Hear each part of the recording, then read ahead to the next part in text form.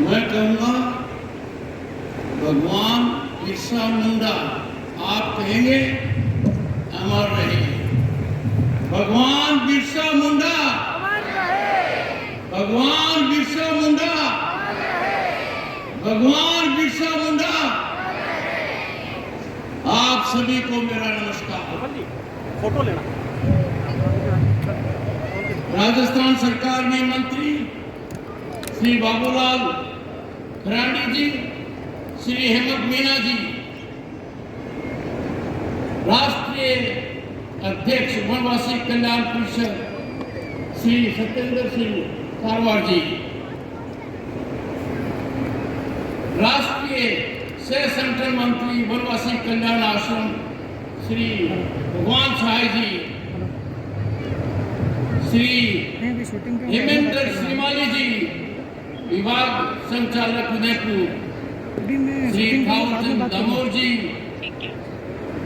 और भाइयों बहनों जिनके लिए मैं आज आया, आप सबको मेरा बहुत बहुत प्रणाम। भगवान बिरसा मुंडा नाम सामने आते ही हालात बदल जाते। 25 साल की उम्र नहीं हुई थी देश की आजादी के लिए, जनजाति के लिए, मिट्टी के लिए जो किया वो अकल्पनीय है, इतिहास में दर्ज है। और बड़ा अच्छा लग रहा है कि जिनको हमने बहुत लंबे समय तक सम्मान नहीं दिया, जिनको हम भूल गए थे, जो सदैव हमारे मन में रहने चाहिए थे, प्रातः स्मरणीय सदैव आदरणीय, उनका सम्मान हो रहा है। ये कितनी बड़ी बात है।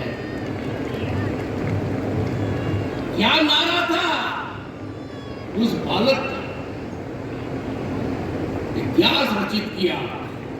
अगुआ राज, अगुआ राज, हमारा शासन, हमारा शासन, ये कहने वाले वो थे। अंग्रेजी हुकूमत, सूरज कभी छिपता नहीं था। उस समय इस बालक ने क्या नारा दिया? अगुआ राज एटे आना, महारानी राज टुंडू जाना। हमारा राज आएगा, महारानी का राज जाएगा। और क्या सोच थी? 5000 सांस्कृतिक सोच को इस बालक के योद्धा ने 3 शब्दों में समाहित कर दिया। जल, जंगल और जमीन। आपसे ज्यादा इस धरती का पुजारी कौन है? आपसे ज्यादा पर्यावरण का हितैषी कौन है? मेरा मन अति प्रसन्न है कि अब अपना भारत बदल रहा है। देश के सबसे बड़े पद पर, राष्ट्रपति के पद पर आज के दिन जनजाति की महिला विराजमान है, द्रौपदी मुर्मू जी। कितना बड़ा बदलाव आप देखिए, कितना बड़ा सम्मान है। और ये सम्मान किसी की बख्शिश नहीं है, ये आपका और हमारा अधिकार है। उस अधिकार को प्राप्त किया है और पद को सुशोभित किया है। कल का दिन मेरे लिए सदा याद रहेगा। दुनिया की सबसे बड़ी पंचायत, सबसे बड़े लोकतंत्र की भूमि, उसका मंदिर, संसद, उस परिसर में प्रातःकाल बिरसा मुंडा जी की स्टैच्यू पर सबसे पहले माल्यार्पण किया महामहिम राष्ट्रपति द्रौपदी मुर्मू जी ने, फिर आपके सेवक जगदीप धनखड़ ने किया, कृषक पुत्र ने, ओम बिरला ने किया, अनेक संसद सदस्यगण थे। वो बात देखते ही बनती थी। जहां देश का शासन होता है वहां पर उनकी स्टैचू, उनकी प्रतिमा हमें हमेशा प्रेरित करेगी, प्रेरणा देगी, राष्ट्र की भावना हमारे खून में संचार करेगी। कितना मजबूत दिल होगा उस उम्र में जब सपने होते हैं। क्या क्या लोग सोचते हैं। उसने सिर्फ अपने समुदाय का सोचा, अपनी मिट्टी का सोचा, अपने देश का सोचा। और जैसा कहा गया है, मैं तो अंदाजा नहीं लगा सकता, इतिहासकार कैसे भूल गए आजादी की वो जंग, 1913 का वो साल। मानगढ़ पहाड़ यहां से दूर नहीं है, वहां एकत्रित राष्ट्र भावना से ओतप्रोत राष्ट्र की आजादी के लिए समर्पित 1507 लोग अंग्रेजों की गोली के शिकार। इतना बड़ा महान बलिदान स्वतंत्रता संग्राम में और कहीं आपको देखने को नहीं मिलेगा। अब बदल गया भारत, आर्थिक दृष्टि से ऊंचा उठ रहा है, विकास की गंगा बह रही है, दुनिया में नाम हो रहा है। क्योंकि अमृत काल में हमने अमृत को पहचाना है, हमने उनका सम्मान चालू कर दिया है। और इसीलिए प्रधानमंत्री की सोच 15 नवंबर हर वर्ष बिरसा मुंडा जी की जन्म जयंती राष्ट्रीय जनजातीय दिवस के रूप में मनाया जाता है। मेरा आह्वान होगा आप सभी को, संकल्प लें, इस महापुरुष को समझें, इसके कृत्य को आदर्श मानें और हमेशा राष्ट्रवाद को सर्वोपरि रखें। भारतीयता हमारी पहचान है, भारत हमारी माता है, राष्ट्रवाद हमारा धर्म है, राष्ट्र हित सर्वोपरि है। किसी भी परिस्थिति में राष्ट्र हित को नीचा नहीं करेंगे। और इसकी बेमिसाल मिसाल कौन है? भगवान बिरसा मुंडा। देश में कुछ टाइटल लोगों ने दिए हैं, वो किसी कानून की किताब में नहीं है। बिरसा मुंडा को स्वाभाविक रूप से भगवान कहा गया, क्योंकि उनका आचरण, उनकी नैतिक ताकत, उनकी दूरदृष्टि, उनका लक्ष्य जमीन से जुड़ा। और सिर्फ यहां तक कि उनका काम सीमित नहीं था। वो व्यक्ति थे जिन्होंने हमें ये कहा, जल जंगल जमीन ये शब्द नहीं है, ये जीवन शैली है। हम सबको पता है आज के दिन क्रूरता से लोगों ने धरती को सब कुछ लिया। जनजाति एक ऐसी जाति है, ऐसा समुदाय है जो अपनी आवश्यकता से लेश मात्र भी ज्यादा नहीं देता है। हमें सिखाते हैं जनजाति के लोग पर्यावरण क्या होता है, स्वदेशी क्या होता है, कुटुंब क्या होता है और व्यक्ति का दायित्व क्या होता है। अब वो जमाना लग गया। अब आप मुख्य धारा के अग्रणी हैं और मैं माताओं और बहनों को कहना चाहूंगा कि बहुत बड़ा बदलाव कानून में किया गया है। अब हमारी माताएं बहनें 1/3 लोकसभा में होंगी, उससे ज्यादा हो सकती, कम नहीं, विधानसभा में रहेंगी। और जनजाति की महिलाएं राजस्थान में कम से कम 8 हर बार विधानसभा जाएंगी। 8 से कम ये कभी नहीं होगा। आपकी उपस्थिति औरों को बताएंगे कि आप में क्या ताकत है, क्या सोच है, क्या नीति निर्माण का तरीका है। और यही हाल होगा यहां से लोकसभा में भी जो सीटें रिजर्व हैं उनमें 1/3 महिला होंगी। ये परिदृश्य बदल रहा है। ऐसी परिस्थिति में मैं आपको आह्वान करता हूं कि हमें कुछ बातों पर बहुत ध्यान देना चाहिए। हम चाहते हैं कि देश में हम कोई देश के बारे में सोचे।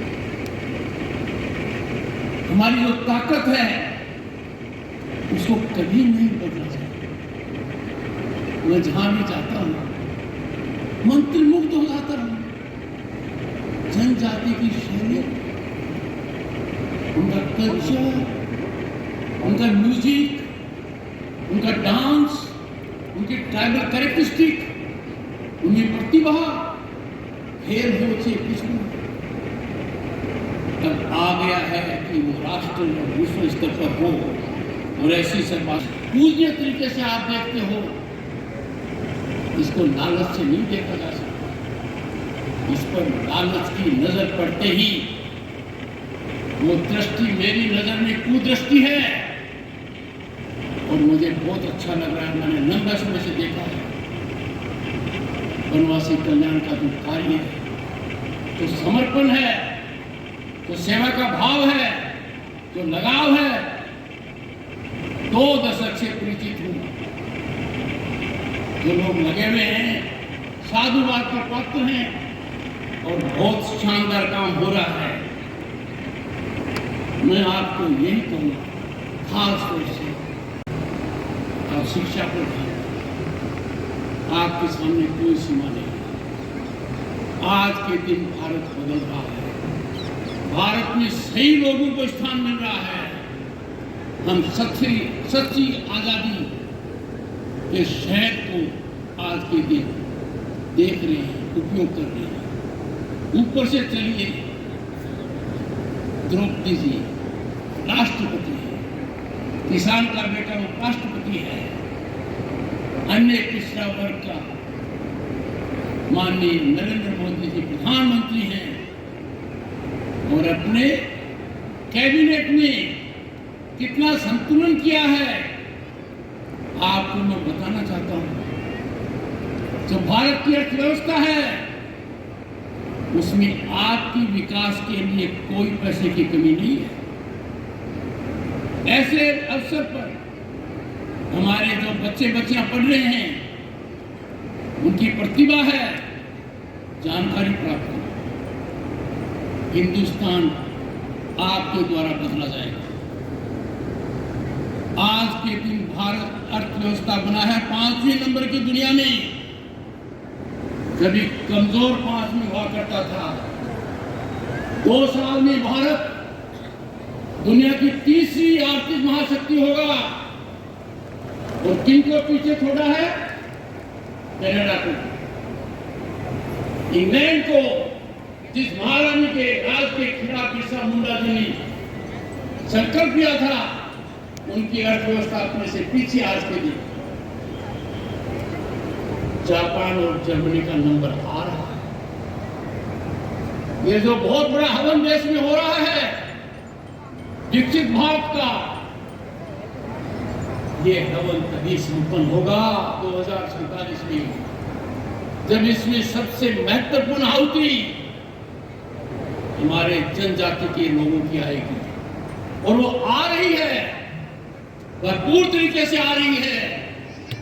आने में कुछ देरी हो गई, पर गत 10 साल में इसने गति पकड़ी है।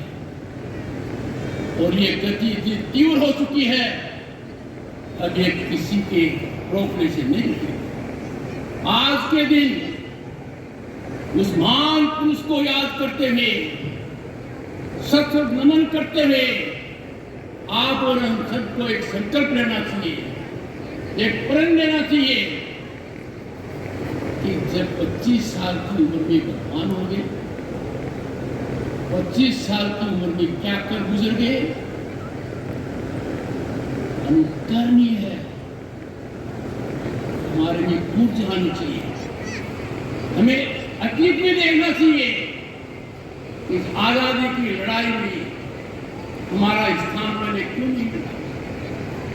1560 लोगों के साथ अंग्रेजों की गोली से आपसे थोड़ी दूर हुआ और सही तरीके से चिन्हित नहीं किया गया, गलत हुआ।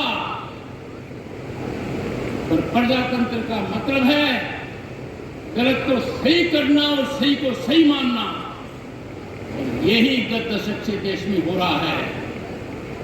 आप किसी भी हालत में विभाजनकारी ताकतों को बढ़ावा नहीं दें।